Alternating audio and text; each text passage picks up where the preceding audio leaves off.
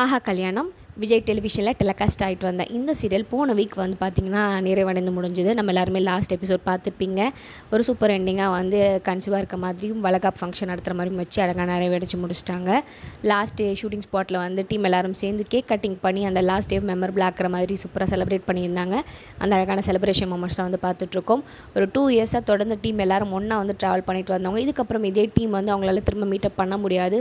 So அதனாலே ஒரு special moments தான் எல்லாருக்குமே. லாஸ்ட் டேன்றது ஒவ்வொரு சீரியலோட லாஸ்ட் டே மொமெண்ட் நம்ம பார்க்கும்போதும் எந்த அளவுக்கு எமோஷ்னலாக இருக்காங்க, எந்த அளவுக்கு அழகான ஒரு பாண்டிங் வந்து அவங்க க்ரியேட் பண்ணிட்டு போகிறாங்க, ஒரு நல்ல மெமரிஸ் க்ரியேட் பண்ணிட்டு போகிறாங்கன்றதெல்லாம் அந்த லாஸ்ட் டே மெமரிஸில் வந்து நம்மளால் பார்க்க முடியும். ஸோ அப்படி தான் ஆஹா கல்யாணம் டீம் வந்து பார்த்திங்கன்னா ஒரு சூப்பரான லாஸ்ட் டே மொமெண்ட் வந்து ஷேர் பண்ணியிருந்தாங்க.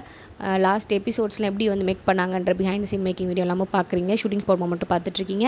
இதில் வந்து லாஸ்ட் வீக்கில் வந்து எபிசோட், ஸோ அதில் வந்து behind the scene shooting spot moments பார்த்துட்ருக்கீங்க.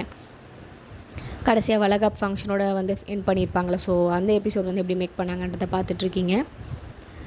முடிஞ்சதுக்கப்புறம் டீம் எல்லோரும் சேர்ந்து அவங்களுக்கு ஒரு மெமரபிளான ஃபோட்டோஸ் எல்லாம் க்ரியேட் பண்ணி எடுத்துக்கிட்டாங்க. மொத்த டீமாக பிஹைண்ட் த சீன்ஸில் ஒர்க் பண்ண எல்லா ஆர்டிஸ்ட்டு எல்லாருமே சேர்ந்து லேடிஸ் ஸ்குவாடுன்னு சொல்லிட்டு எல்லாருமே சூப்பராக வந்து பார்த்திங்கன்னா அவங்களோட மெமரிஸ் க்ரியேட் பண்ணுற மாதிரி ஃபோட்டோஸ் எடுத்துக்கிட்டாங்க.